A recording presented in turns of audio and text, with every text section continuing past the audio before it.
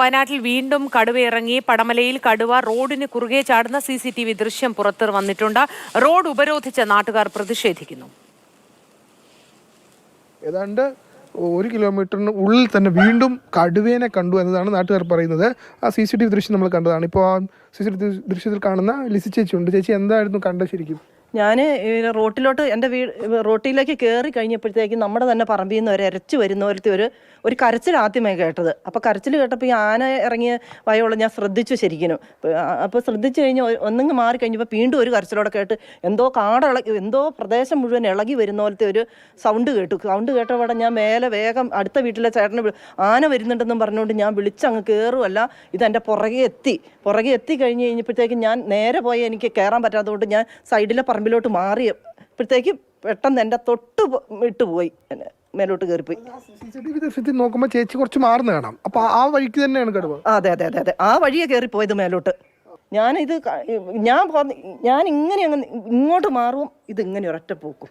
ഒരു നിഴല് പോലെയാണ്. ആ തൊട്ടുപുറകെ വണ്ടിക്കാരൻ കണ്ടു. ഞാൻ എന്താന്നുള്ളത് ഞാൻ തിരിഞ്ഞോടുന്നത് കൊണ്ട് ഇവിടുന്ന് അങ്ങോട്ട് ചാറി കയറുന്നത്. പള്ളി പോവുമായിരുന്നു. പേടിച്ചു. അയ്യോ, ഞാൻ അവിടെ ചെന്നപ്പോഴത്തേക്കും വീണു കഴിഞ്ഞപ്പോൾ അടുത്ത വീട്ടിലെ ചേട്ടനെ വിളിച്ചു, ചേട്ടാ ആന വന്ന് എന്നെ ഒന്ന് പിടിക്കുമെന്ന് ചോദിച്ചു. ഞാൻ അവിടെ വീണു പോയി ഇപ്പറേ. എന്നിട്ട് അവരെന്നെ പിടിച്ച് കയറ്റിയത്. അവിടെ കയറ്റിയവിടെ ഞാൻ പറഞ്ഞു വാതിലടച്ചോ വരുന്നുണ്ടെന്ന് പറഞ്ഞു. അവർ പിന്നെ വാതിലടയ്ക്കാതെ ഞാൻ സമ്മതിച്ചില്ല, വാതിലടച്ചോളാൻ പറഞ്ഞു. ഞാൻ എണിച്ചുണ്ടായിരുന്നുള്ളൂ. എണിച്ച് ഇവിടെ അലർച്ച പോലെ കിട്ടി. ഞാൻ വാതിൽ തുറന്ന് അലർച്ച കേട്ടപ്പോൾ ഞാൻ വാതിൽ തുറന്ന് ഇങ്ങനെ അവിടെ നോക്കുമ്പോഴാണ് അപ്പോഴത്തേക്കും രണ്ടാമത്തെ ഒച്ച ഇവിടെ കേട്ടു. രണ്ട് കരച്ചിൽ. അപ്പോൾ രണ്ടാമത്തെ കരച്ചിൽ ഇങ്ങനെ കേട്ടിട്ട് ഞാൻ റോഡിൽ ചെല്ലുമ്പോൾ ലിസേജിനെ കടുവ ഓടിച്ചിട്ട് ആളെ കാണുന്നുണ്ട്. ഞാൻ നോക്കുമ്പോൾ ആളെ കാണുന്നുമില്ല. നമ്മൾ വേണ്ടെന്നായിപ്പോയി.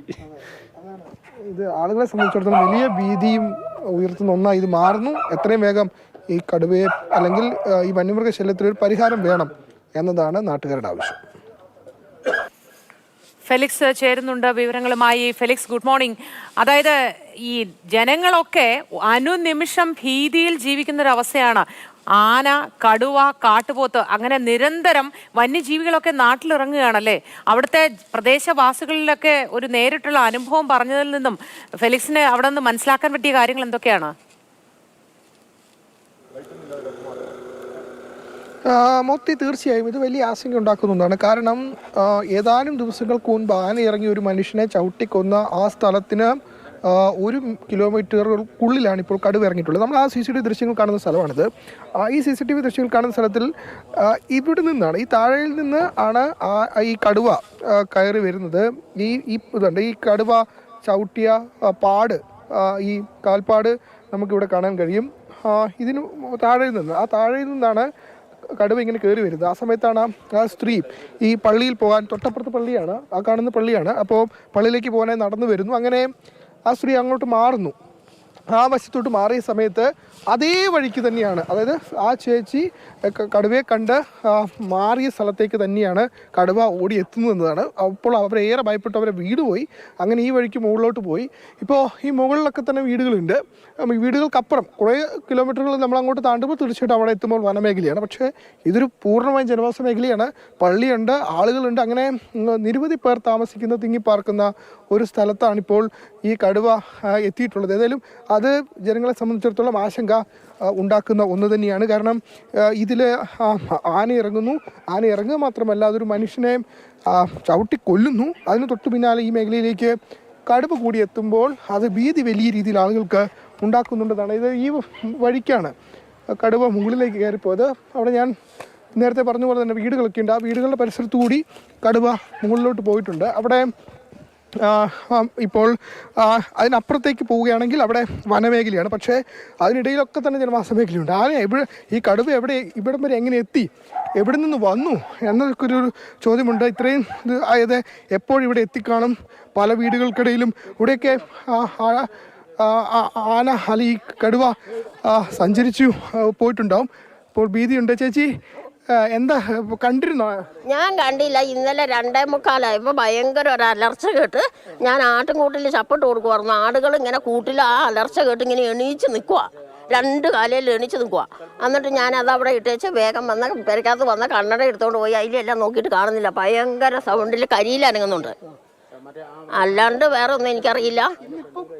ഇന്ന് രാവിലെ ലിസ്റ്റേച്ചിനെ കണ്ടു എന്ന് പറഞ്ഞു. ലിസ്റ്റേച്ചിനെ ഇവിടുത്തെ ചേച്ചിയും ചേട്ടനും കൂടി അവിടുന്ന് വലിച്ചു കയറ്റിയതാ കോഴിക്കോട് ഇരിക്കണതിൻ്റെ അപ്പുറത്തുനിന്ന്.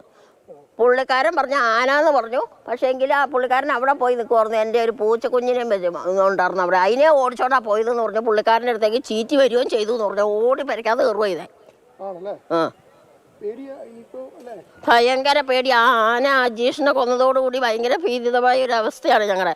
ഒരു വിറക് പറക്കാൻ പോലും പോകാൻ പറ്റിയല്ല. സാർ വന്ന് നോക്കിക്കേ, ഇത്രയുള്ള പൂട ചുള്ളി വെച്ചിട്ടാണ് ഞാൻ അടുപ്പിൽ തീ കത്തിക്കുന്നത്. പറമ്പിലേക്ക് കയറി പോകാൻ പേടിച്ചിട്ട്. പുറത്തിറങ്ങാൻ പേടിയാ, എവിടെയും പോക്കില്ല.